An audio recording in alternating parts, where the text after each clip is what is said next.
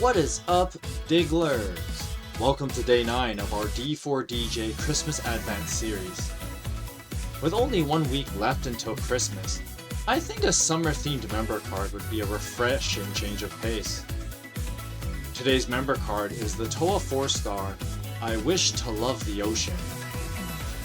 This is a nice corresponding card that I loosely referenced in both the Ray in 2024 and Toa the Ironic Idol essays when I talked about Ray's lack of life experience as well as Toa's ability to teach others.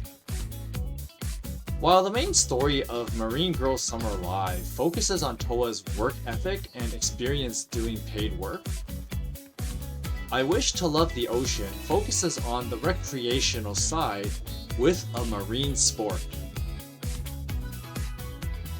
So the story plays out with Toa and Marika teaching Haruna and Ray bodyboarding.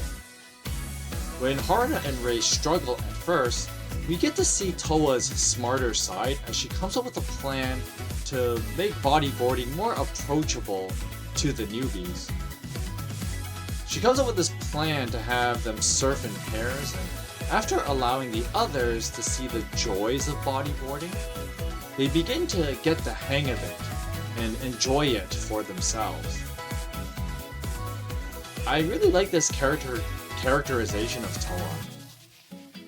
I mentioned in Toa the Ironic Idol that Toa is written to be the dumb one amongst the Photon Maiden members. I argue that Toa is only written to be unintelligent in context. But when the situation calls for it, Toa is actually very bright, if not the smartest person in the room. With Marine Girl Summer Live being the first event where Toa is not with any of the other Photon Maiden members, at least to my knowledge, because I know there's a few other events where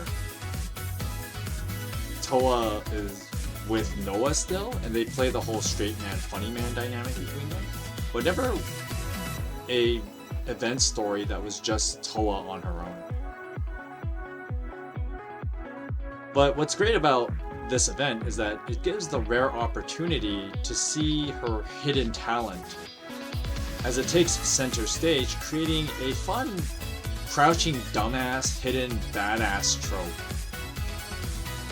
This is compounded as Toa is also a petite woman, so it's just super kawaii to see her be this adult-like mentor figure in a story while also being a little girl. I always refer to this story when I talk about the discourse of Toa not actually being a stupid character. The main point is that Toa has this budding talent in something I call relational leadership. Relational leadership is when one uses their understanding of others' behaviors while setting an example of how to approach a problem or try new things. For example, the learning to bodyboard in this story. Toa's relational leadership is something that I always try to emulate in real life, because I believe that relational leadership is more impactful with people I meet. Now I know this next part always sounds a little bit manipulative. But this approach to leadership builds trust, which I think is something that's very much needed in this day and age. And because of that, relational leadership leads to impactful influence. That's how I like to think of it. That is the way I've always lived my life. I guess it kind of explains the whole pastor thing. But what I like is that Toa is kind of like my vinyl reflection that I draw inspiration from. Now, if it wasn't obvious, Toa has got to be one of my favorite characters, for sure in the top 5 of favorite D4DJ characters, because of this contrasting element of her maturity and wisdom bouncing off her carefree and bubbly personality.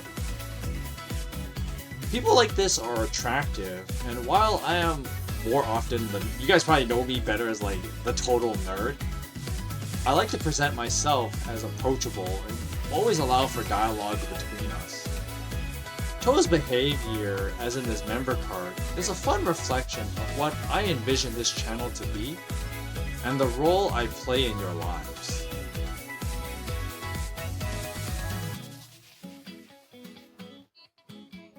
See, just look at her, she's just so cute.